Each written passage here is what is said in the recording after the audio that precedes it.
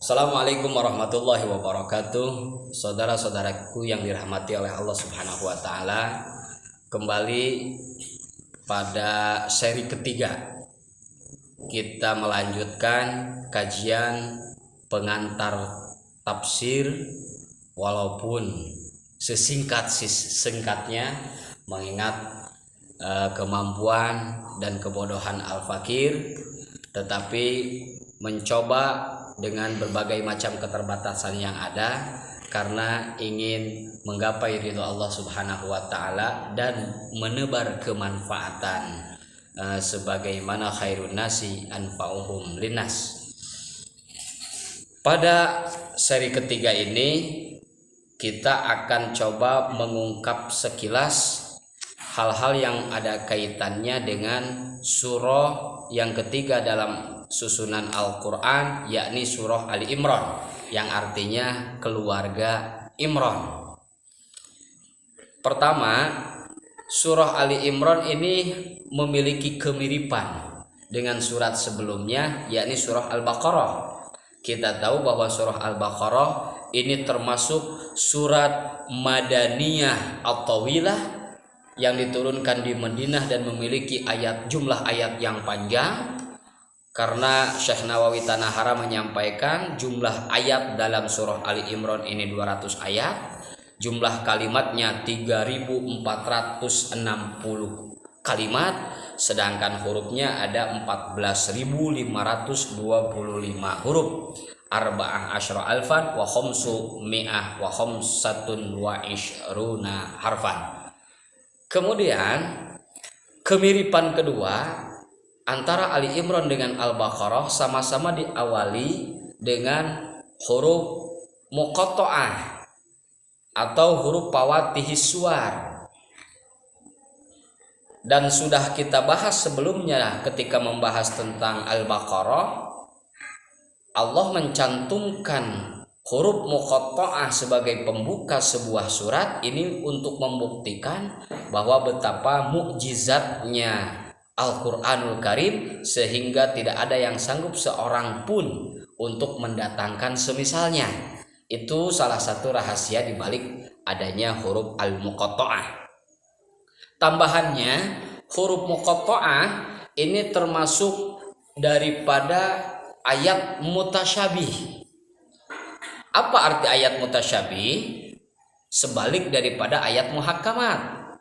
Karena kita maklumi bersama-sama dalam Al-Quran itu ada yang disebut dengan ayat muhakamat, ada yang disebut ayat mutasyabih. Ini Allah nyatakan sendiri dalam surah Ali Imran yang akan coba kita gali dalam ayat ke-7, walladzi anzala 'alaikal kitab minhu ayatum muhkamat hunna ummul kitab wa ukhar mutasyabihat. Allah yang menurunkan kepadamu wahai Muhammad Alkitab, Al-Quran. Di antara Al-Quran ada ayat-ayat muhkamat dan ini merupakan induk inti Al-Quran, wa ukhar mutasyabihat. Tapi juga tidak sedikit di antara ayat Al-Quran yang disebut dengan ayat mutasyabih. Fa'ammal ladzina fi qulubihim zaygun. Adapun orang-orang yang dalam hatinya memiliki tanda kutip zaygun itu kecenderungan terhadap keburukan, fayattabi'una ma tasyabaha minhu ibtigha al-fitnah wa ibtigha ta'wili. Punya rencana buruk, terlalu memperdalam kaitan dengan ayat mutasyabih, padahal itu tidak dianjurkan oleh Allah. Wa ma ya'lam ta'wilah illallah. Karena tidak ada yang mengetahui takwilan ayat mutasyabih melainkan Allah Subhanahu wa taala. Warasyikhuna fil ilm, adapun orang-orang yang dalam keilmuannya rasyikhah, yaqulun amanna bih kullun min indina. Mereka cukup mengatakan bahwa semuanya ayat ini bersumber dari Allah Subhanahu wa taala, sehingga kami mengimaninya, kami mempercayainya. Itu perbedaan sikap antara kaum-kaum yang fi qulubihim zayghun dan ar-rasikhuna fil ilm. Kemudian mungkin perlu juga untuk kita definisikan apa yang dimaksud dengan ayat mutasyabih, apa yang dimaksud dengan ayat mutasyabihat. Al-Fakir mengutip pendapat Imam Al-Qurtubi bahwa ahsanu maqila fil mutasyabih wal muhakkam, pendapat yang lebih bagus untuk memaknai mutasyabih dan ayat muhakkam, annal muhakkam ma'urifa ta'wilu wa fuhima ma'nah wa tafsiruh. Yang disebut dengan ayat muhakkam itu adalah ayat yang diketahui takwilannya, yang bisa difahami maknanya, termasuk juga tafsir penjelasannya dengan gamblang, dapat dimaknai secara umum.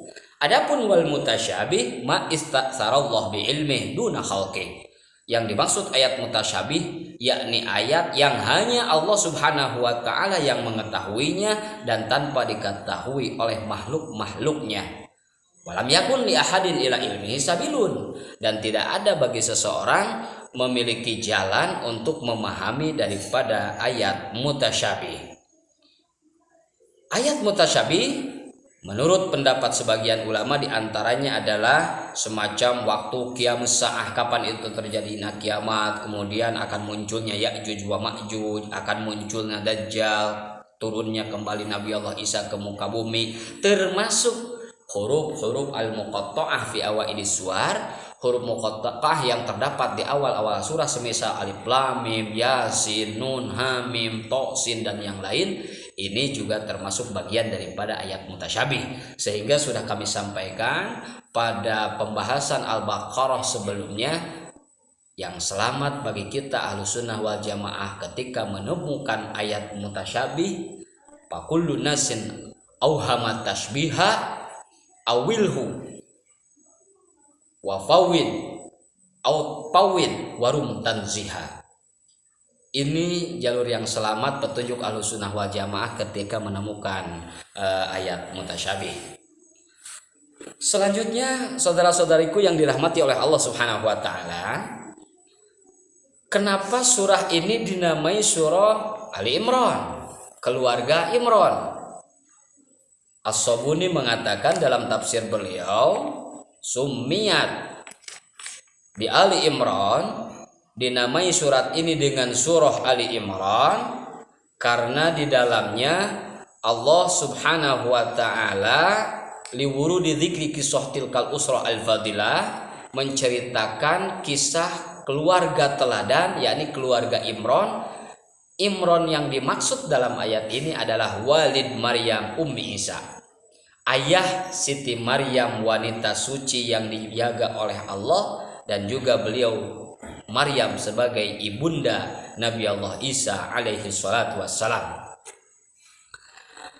Kenapa Allah mengabadikan keluarga Imran? Pertama, karena Imran ini orang soleh, ulama dari kalangan Bani Israel yang mendakwahkan kandungan firman Allah yang terdapat dalam kitab suci Taurat. Imran memiliki istri bernama Hannah. Kemudian dari hasil pernikahannya nanti lahirlah Maryam. Kemudian dari Maryam lahirlah Isa alaihi salatu wassalam. Jadi Hannah walad Maryam, Maryam waladat Isa. Ini juga yang biasa dibaca oleh para ibu-ibu yang ketika hendak melahirkan, agar supaya diberikan kemudahan oleh Allah Subhanahu wa taala pada proses kelahirannya. Untuk lebih rinci bagaimana kisah teladan yang dimiliki oleh keluarga Imran, nanti bisa kita simak di ayat 32 sampai dengan 47 surah Ali Imran ini. Innallaha astafa Adama wa Nuhan wa ala Ibrahim wa ala Imrana alal alamin dzurriyyatan ba'daha min ba'din wallahu samiun alim, bahwa keluarga Imran sama dengan keluarga Ibrahim, sama dengan Nuh, sama dengan Adam. Allah telah memilih mereka alal alamin, melebihi dan mengungguli seluruh tokoh-tokoh yang ada di alam ini. Kemudian karena kesolehan Hannah dengan Imran ini, maka beliau mendapat anugerah dari Allah Subhanahu wa taala putri perempuan yang bernama Maryam. Maryam juga ini wanita pilihan. Allah nyatakan wa idh qalatil malaikatu ya Maryam innallaha astafaki wa tahharaki wastafaki ala nisa'il alamin.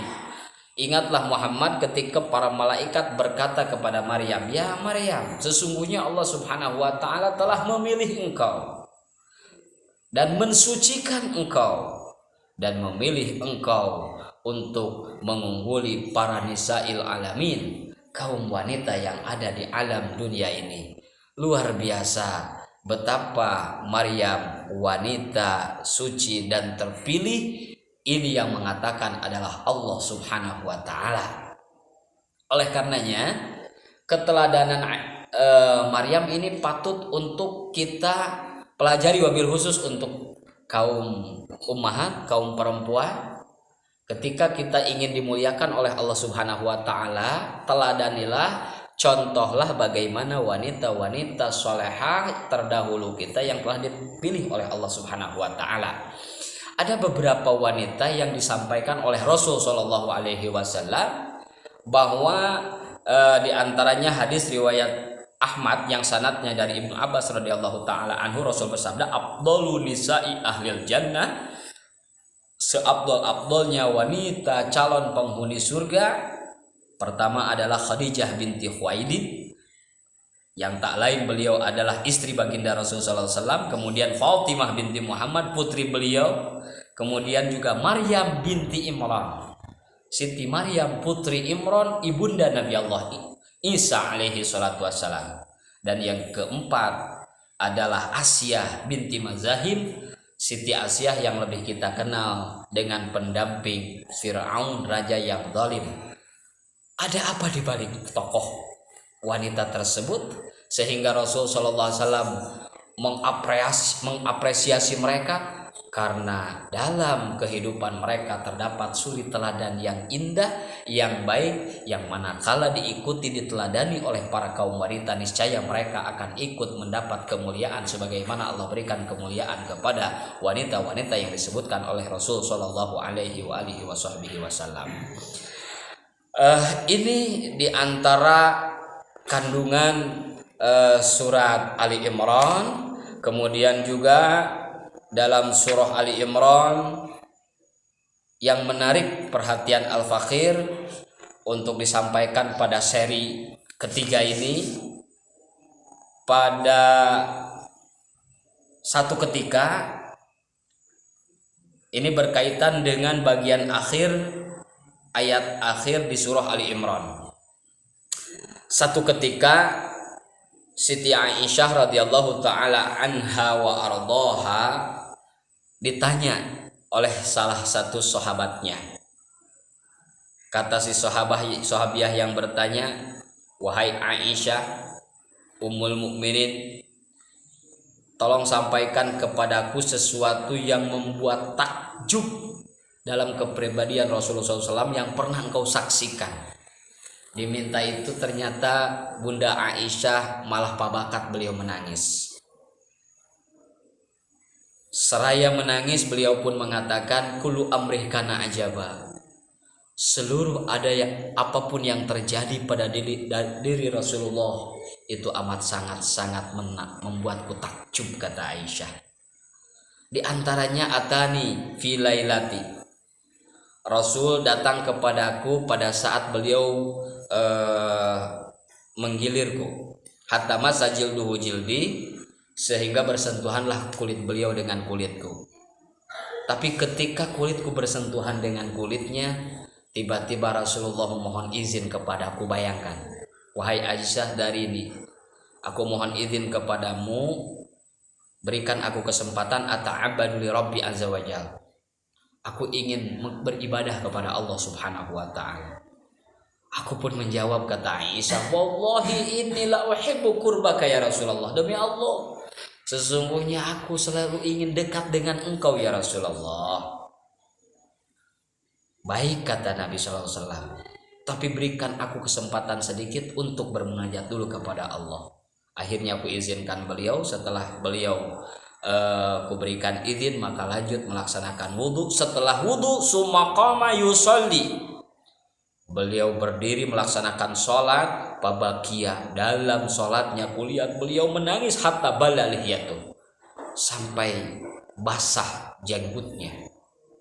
Setelah itu summa sajadah, kulihat beliau melaksanakan sujud, dalam sujud pabakia nangis juga hatta balal ardu, sampai-sampai bumi yang beliau gunakan sujud pun basah. Setelah selesai melaksanakan sholat summa ittaja'a ala janbi, kemudian beliau berbaring di sampingku. Ternyata begitu berbaring di sampingku pabakia, beliau terus-terusan menangis. Inilah bagaimana Rasul Shallallahu Alaihi Wasallam. Sampai kapan beliau menangis? Hatta idza ata Bilalun yu'adzinu bi sholati subuh, sehingga datang Bilal mengumandangkan azan sholat subuh. Begitu terdengar Bilal mengumandangkan sholat subuh, faqala, maka aku bertanya, faqultu mayubkika, ada apa gerangan engkau menangis ya Rasulullah? Apa yang menyebabkan engkau menangis? Wa qad ghafarallahu taqaddama min dzambika wa ma ta'akhkhar.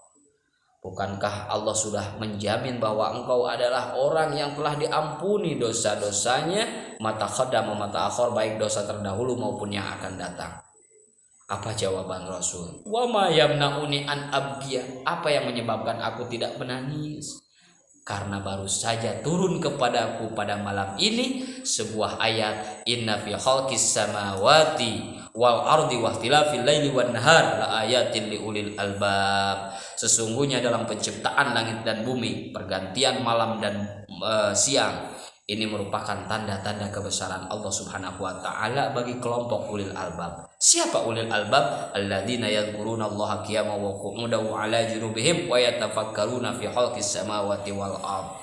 Yakni orang-orang yang selalu berzikir kepada Allah dalam setiap situasi dan kondisi, dan juga wa yatafakkaruna fi khalqis samawati wal ard, selalu berfikir, memikirkan tentang penciptaan langit dan bumi dan seisi-isinya. Wailun liman qara'aha wa lam yatafakkar fiha. Celaka orang yang membaca ayat tersebut, yang membaca tanda-tanda kebesaran Allah, tapi ia tidak mentafakurinya. Berkaitan dengan kisah ini, saudara-saudariku yang dirahmati oleh Allah Subhanahu wa taala, maka Allah berpesan kepada kita, tafakkaru fi khalqillah wala tafakkaru fi dzatillah. Mari kita sempatkan waktu untuk tafakkur, tadabbur, memikirkan tentang ciptaan-ciptaan Allah Subhanahu wa taala, karena hal itu akan menumbuhkan kecintaan kita kepada Allah dan memantapkan keimanan kepadanya. Adapun berkaitan dengan keutamaan daripada surah Ali Imran, Al-Fakir ingin mengutip sebuah hadis dari Nawas bin Sam'an. Ia berkata, sami'tun nabi yaqul, saya mendengar Rasul bersabda, yu'ta yaumal qiyamah bil qur'ani wa ahli. Nanti di hari kiamat akan dipanggil, didatangkan Quran dan ahli Quran, alladzi kanu ya'maluna bih, tentunya yang mengamalkan kandungan Al-Quran. Ternyata begitu dipanggil, tuqaddimuhum atau taqaddamahum surah Al-Baqarah wa Ali Imran. Surah Al-Baqarah dan Ali Imran mendahului mereka. Ada yang memaknai bahwa Al-Baqarah dan Ali Imran menyambut kedatangan Quran dan ahli Quran yang mengamalkan kandungan Al-Quran. Mudah-mudahan kita termasuk di antara orang yang mentadaburi, mentafakuri, dan juga mengamalkan kandungan Al-Quranul Karim. Ini saja yang disampaikan pada sesi kali ini. Mudah-mudahan bermanfaat. Wallahu a'lam bishawab. Assalamualaikum warahmatullahi wabarakatuh.